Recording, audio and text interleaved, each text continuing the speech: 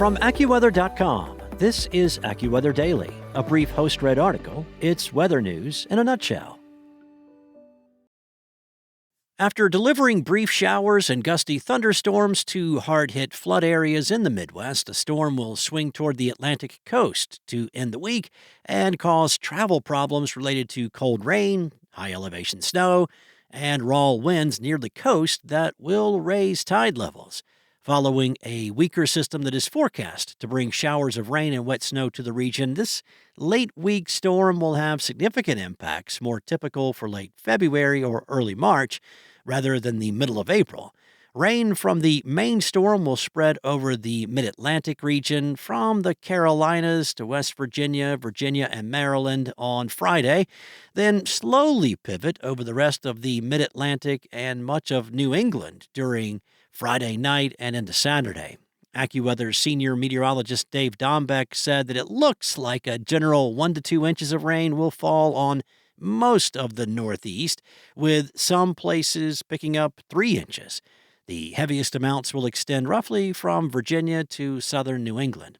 Enough rain can pour down to cause urban flooding in some neighborhoods.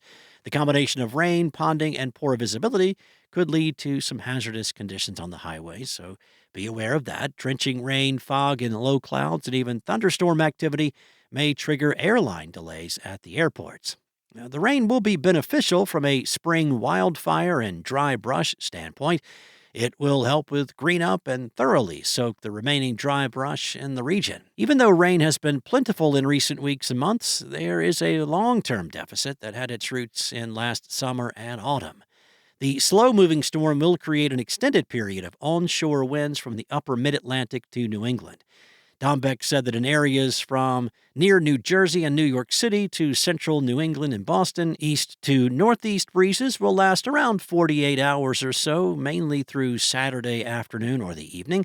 The duration of the onshore wind and the upcoming full moon on Saturday, close to the same time, will lead to coastal flooding at times of high tide. Tides are expected to run 1 to 3 feet above the already elevated astronomical levels. Few coastal flooding events have occurred since the winter, so coastal flooding can potentially sneak up on some communities. Residents and visitors in the barrier island communities of New Jersey prone to flooding are urged to monitor water levels very closely. Some neighborhood streets may take on a foot or two of water. Much like an early March storm, this one will bring some snow to the region. However, most of that will be confined to the ridges, plateaus, and peaks from the southern Appalachians to northern New England. Dombeck said it looks like at around 1,800 feet or so, wet snow will mix in with the rain soon after it begins on Friday. But depending on the storm intensity and the track, beginning somewhere from, say, 2,500 to 3,000 feet, there could be a few inches to a heavy accumulation of some wet snow.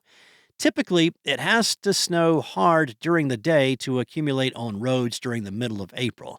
Even light to moderate snow that falls at night or first thing in the morning can temporarily bring some slippery conditions.